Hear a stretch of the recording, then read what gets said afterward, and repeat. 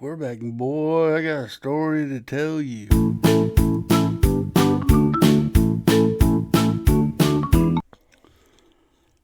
What's up, everybody? Welcome back to another Beyond Click and Cliff. This is a podcast where you can sit down, relax, and have fun, talk, listen to me talk and ramble, and tell you stories, life experiences, and stuff like that. Something to listen to while you work, you clean the house, doing whatever it is doing. A voice in the background to maybe make your part of your day go by better. I don't know. Or make you throw things at your computer screen because I'm on there. I don't know. Either way, welcome. Like I said, I appreciate everybody who's come to this podcast channel, who's been listening to these stories and liking them and commenting and supporting the channel. I do appreciate each and every one of you. Today we're going to talk about a life experience. And a lot of you that's been knowing me for a while and knows that what I've been going through with a vehicle and a mechanic. And I've told this story on my Beyond Click and Cliff playlist on my YouTube channel. This is before I made this channel. So you can go on my YouTube channel, look through the playlist, and look for that podcast there. But I won't tell you the whole story here, so no need to go anywhere. Just stay right here. We just moved to town, moved into this house, new town. Didn't know nobody from Adam. Didn't know anybody or any kind of businesses or anything like that. We just, like I said, we just moved here, and my wife's car started acting up. Water starts dripping, and come to find out I had a bonehead gasket. There was water in the oil. Not a good thing. And sorry about Bo. He says hi, good morning. But anyway, so I started calling around the mechanics, and there's a few mechanics that wouldn't touch it. But this one boy, and Country Boy Mechanic is what the business name was. And you couldn't go wrong with a Country Boy, couldn't you? What a shame. Anyway, I told him what was going on. He said, hey, come on down and talk to me. So, me and the wife drove the car down there, and he looked at it. He said, yeah, it's a head gasket. But yeah, I can get it fixed for you. Give me 3 days. Have it ready. You can have your car back. So I'm like, sweet, 3 days. And of course, I asked him how much, it was going to cost. And he told me. I went to the bank and he said $1,500. That should have been my first red flag. But it wasn't. Okay, cool. So I went to the bank, got the money, gave it to him. I said, there you go. I'll see you in 3 days. It's okay. Went home, 3 days, come. I go, well, no call. I go, well, I'll give it another day. What the heck? Lived out without this long. I can wait a couple more days, right? So, went up, didn't hear nothing from him, so I went on up there and see car sitting in the exact same spot where we had it, never been moved. Couldn't get a hold of the guy. Well, maybe something happened, and I guess something did happen because he said he had to go to the hospital. Okay, it was hot. It was, summertime, it was hot, and I get it. Okay, you're in the hospital, you had a heat stroke or whatever, and okay, no big deal. Get well, I can be patient. So, about a week later, start thinking about my car. I'm like, maybe I ought to go up there.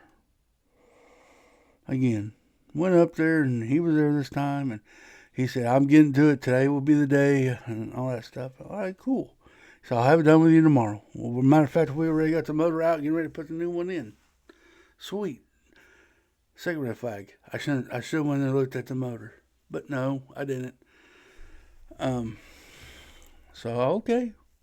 So about 3 more days? Yeah. Okay. So I waited 3 more days.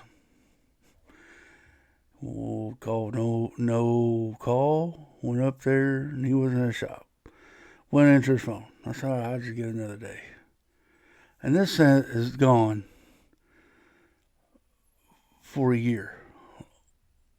Pretty close to 8 months. This cat and mouse game. Okay, 8 months.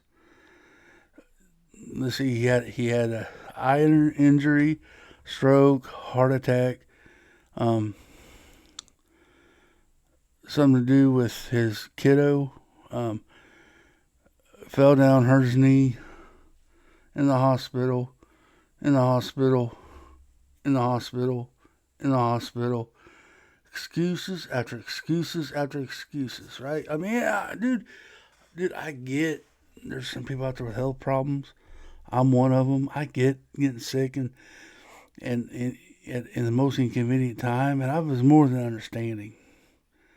So dang, dude, hope you get feeling better. I want my car though, but Hank had promised me I'll be done tomorrow. Okay, tomorrow comes.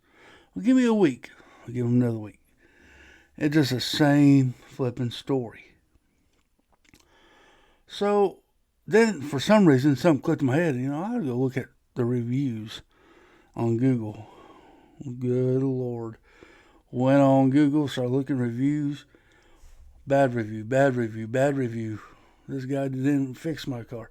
Did not fix my car. Did not fix my car. I had to take it somewhere else. This guy's, do not take your car there. Do not take your car there. And guess what I did? I took my car there. I said, man, why couldn't I look at those reviews before I did it?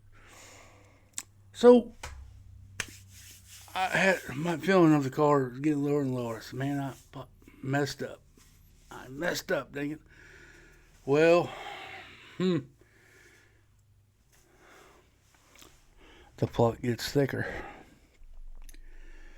The last communication I had with him was visual talk. He told me that his wife wants him to give up the business. I said, oh man, that sucks. Probably a good thing, but okay, that sucks. But I am going to get your car fixed, and it's going to be fine. We're not going, I'm going to get your car fixed before I sell my shop. Okay, even though in the back of my head, I said, why am I giving this guy a chance? Nope. Okay. Butter me up with biscuits. So, one day, me and my wife was going to town. I said, you know what? Let's stop by Country Boy, see what he's up to, see if my car's even in the shop. We walk in there, and nothing's on the lot. Nothing. No cars, no nothing. Here's a wrecker service sitting there with a guy at the shop. His signs are taken down. Everything. I'm like, this is strange. Didn't think anything of it. Well, I thought I knew something was wrong. So we went and went to the cops. Went to the police department, asking them what's going on. Went to call the PD. I said, I can't find my car. Took this old Country Boy mechanic up here, and my car's gone. Don't know where it is. And the cop said, you do have a, right to file a stolen vehicle, and I was going to. But like I said, me and my wife took a chance and went up to the shop, and there was this wrecker service there and a person. And I went up there and talked to him, hey, what happened? Where's old Country Boy? And he said, what do you mean? I said, he's got my car. We're supposed to be working on it. They two looked at each other, and they shook their head. Supposedly this guy has been ran out of 2 different towns for doing bad business, and I told him what happened, and he said, yep, same old guy. I said, well, where's my car? What car was it? And I told him it was a Ford Expedition. And he said, I told that to Bernie, to another mechanic. I said, oh, really? So, me and the wife went to the next town, found the mechanic, and whoopee-doo, there's my car. Walked in, met the new mechanic. I said, hey, I think you got my car out here. He said, do I? I said, yeah. a Ford Explorer. He said, I was wondering whose car that was. This guy dropped this car off, wanted me to put a new motor in it. I didn't know who the owner was. I didn't know who it belonged to. No way of contact. I was supposed to go through the old mechanic, but the old mechanic you can't get a hold of because that's just the way he is. He's a recluse. He doesn't answer phone calls. He don't respond back. And he said, yeah, I didn't know whose car it was. Yeah, it's mine. And me and him talked for a few minutes, and we came to the conclusion that none of us are going to get money and get paid for it. So me and him said, well, he told me just hang tight, he'll figure it out for me. And this has been a couple months now. And yeah, so I went and talked to, trying to figure out what we're going to do and all that stuff. And finally, here a couple days ago, called the new mechanic. I said, well, what's the deal? You find out anything? He said, yes. Went to the shop. The motor was sitting there. But it's the motor he took out of it because the numbers matched the one on the car. So he didn't go buy a motor. He didn't go get a motor like he told me he was. So he took my $1,500, and that's what it was. So now I've got a vehicle that has no motor in it whatsoever. I'm like, man. So I got took. I got took. And I called. Then I still had the old guy's trusty phone number. So I called him. I'll read you word for word what this conversation took place, okay? Give me 2 seconds and I'll look it up.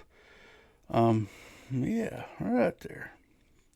This is on the Friday before Easter weekend, okay? It was Good Friday. I called him. I get a text saying, who dis?